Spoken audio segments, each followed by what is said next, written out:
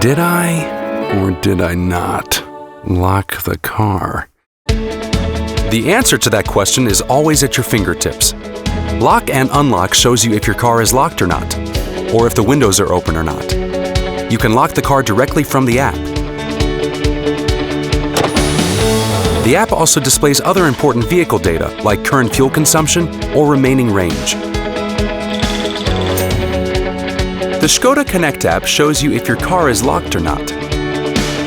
Launch the ŠKODA Connect app, scroll to Doors and Lights, where you can see whether the car is locked or unlocked. Tap the lock icon to lock, and enter the S PIN, and your vehicle will be locked.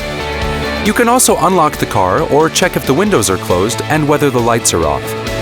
We wish you a comfortable journey with the ŠKODA Connect Lock and Unlock, and we hope you're enjoying your new ŠKODA. ŠKODA. Simply clever.